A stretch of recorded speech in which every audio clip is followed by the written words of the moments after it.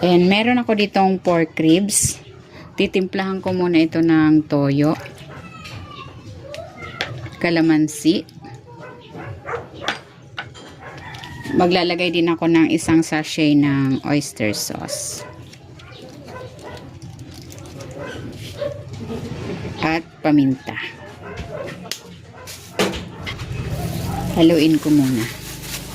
Kung hindi ka pa nakapag-subscribe sa aking channel, please subscribe at i-click mo na rin ang notification bell para lagi kang updated sa aking latest recipes.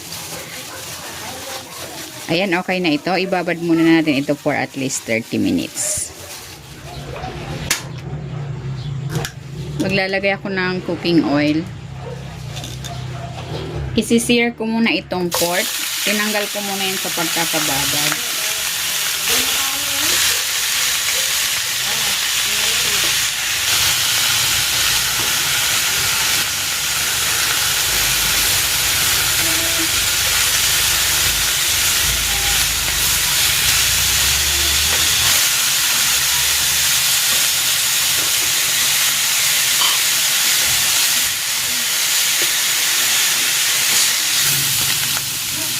Hanguin ko muna.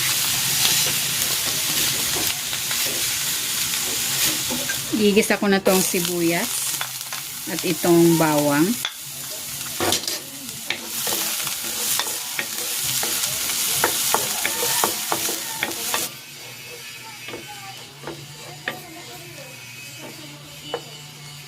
Ilalagay ko na dito itong tomato paste.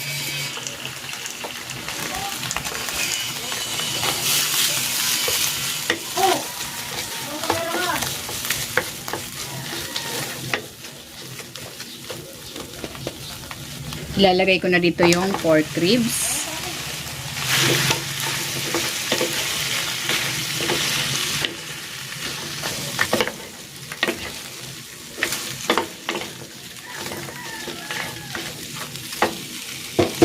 Ilalagay ko na dito yung pinagbabaran nitong pork.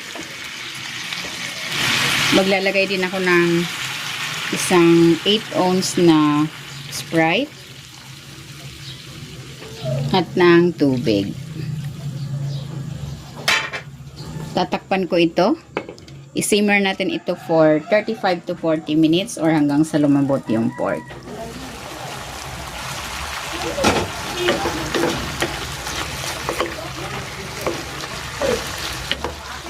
Ayan. Nag-reduce na yung sauce at malambot na rin yung pork. Ayan, luto na itong sinarsahang pork ribs. Hahanguin ko na ito.